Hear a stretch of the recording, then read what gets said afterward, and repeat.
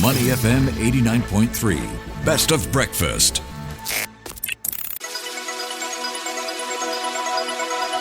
The U.S. Market Update with Money FM 89.3. Good morning, folks. Welcome to the U.S. Markets Wrap with me, Huang. We've got a bit of red on the screen as the three major benchmarks fall for a second session in a row. Key leaders of the AI trade, such as Nvidia, Oracle, and Micron Technology, losing steam. So looking at the S&P 500 and the Nasdaq, both down 0.3%. The Dow lower by 0.4%. Let's check in now with Dilin Wu. She is the research strategist for Pepperstone. Good morning, Dilin. How are you doing today? Morning, Ryan. I'm good here. How are you? I'm doing great and glad to have you on the line as we unpack what's playing out here. So let's take a look at the latest session. So yet again, we are seeing some steam being lost in the latest momentum. What are you taking away from the session?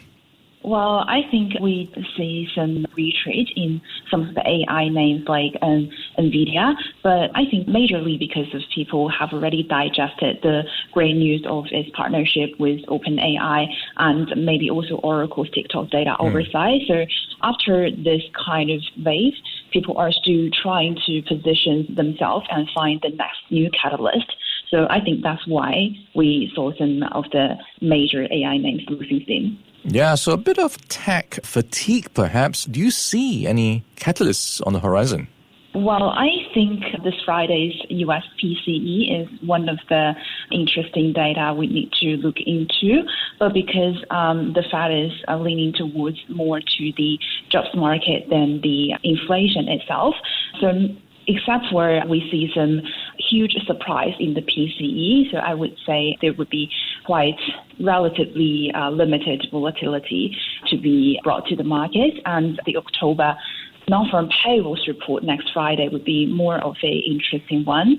And if it's below expectations by a huge amount of number, then the market will get shocks for sure. Okay. Would the numbers be enough to support the markets considering the valuations? How much is it concerned right now? Because there's some views that would look at US stocks as perhaps a bit too rich right now. Well, absolutely. I mean, U.S. tech valuations are sky high right now, and actually the index is way up in the top right corner. Positions are super stretched, and there hasn't been a proper pullback. So looking at Asian alternatives, maybe like Nikkei, CN50, and Hang Seng Index makes sense to me.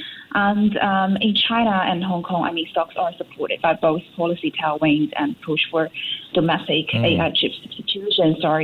The broader AI theme is gaining momentum.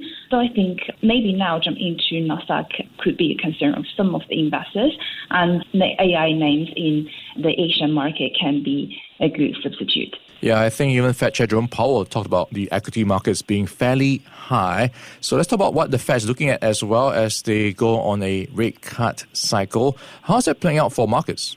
Well, I think most of the big central banks, if we look at the rest of the world first, like the ECB and Bank of England are wrapping up their easing cycle. So there's not much surprise left in their rate moves. But the Fed, though, is a totally different story.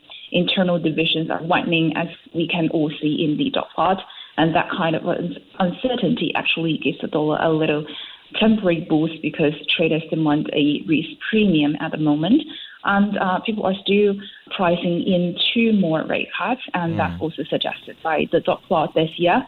So I would say if we see a sluggish labor market and a relatively under-controlled inflation data, then a potential 25 basis point cut can be witnessed in November. Yeah, talking about rate cuts, how does that affect the dollar? How much is being priced in on that front when you look at the dollar index year-to-date down nearly 10% already? True. I think the big picture here hasn't really changed. The dot plot suggests 2 rate cuts by the end of the year, and we're expecting the U.S. growth more likely slowing. And I see the recent dollar bounce more of a blip, not really a trend reversal. But that said, the correction could be gradual from my perspective since the market hasn't fully priced in a potential U.S. recession. And actually, the market's pricing in this rate cut cycle to bottom out around 2.9%. That is pretty close to the fast neutral rate of 3%. And I think if panic hits, though, we could see it drop well below that, maybe down to 2.5 or even as low as 2%, like Micron mentioned. So I think I'm still bearish for dollar for sure, but the correction could be gradual. Yeah, Dilin, you mentioned the point or the probability of a U.S. recession. How high is that right now, and what would be the playbook for investors with that in mind? Well, I would say I personally price in a 30% to 35% of chance to see any U.S. recession signals. And I think a labor market is obviously our key focus. Data like non-farm payrolls, job openings, and jobless claims. And I feel like the upcoming non-farm payrolls report next Friday won't move the dollar on its own or directly, but it will definitely set the vibe and could nudge the timing of the next Fed cut.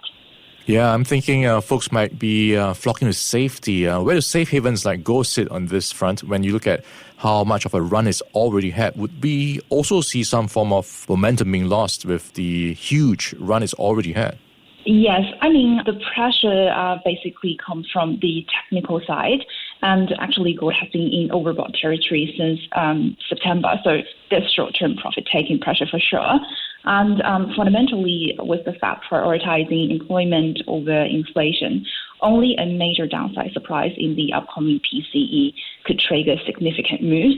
And as we just discussed, October's non-farm payrolls could be a more important one to watch. And I feel like the bullish trend is still intact, and the market is trading any pullbacks as buying opportunities. So hitting 3,800 maybe this week is possible, but it won't be easy. And this week, I personally think the key level to watch is 3,750. If gold can hold about this, it will have a better shot at challenging 3,800. All right, gold prices right now at around 3,700 plus per ounce. That's about 40% up year to date and pretty much the same on year. So it's been having a pretty good run, outperforming equities. Let's take a look at what else is in the market that's looking attractive to you right now when you talk about all these issues. We have been talking about geopolitics as well. Is defense a place you're looking at in terms of perhaps stocks on the move? Yes, actually, we do see some defense names, including some of the names in the U.S. equity market and some of them in the European market. And I think this kind of sector rotation is something really interesting. But I was still personally keen to look into the tech names, and especially for some of the Asian countries as the Nasdaq substitute. And for example, as we mentioned, China and Hong Kong, some newer players like Micron are drawing attention. And for Japan, ongoing U.S.-China tech tensions may trigger supply chain shift that could benefit the tech sector. And companies like SoftBank, with their massive AI investment, further reinforce this trend. So I would say, yes, defense sector is an important play, but I'll personally look into tech still. All right, tech in Asia looking more attractive based on valuations at least, so a place to consider. We've been in conversation with Dilin Wu. She is the research strategist for Pepperstone. Dilin, thank you so much for your time and insights. Great chatting with you. Thank you. All right, we'll catch up with you again soon. Stay Money FM 89.3. Before acting on the information on Money FM, please consider if it's suitable for your own investment objectives, financial situation, and risk tolerance. To listen to more great interviews, download our podcasts at audio.sg or download the audio app. That's AWEDIO, audio at the App Store and Google Play.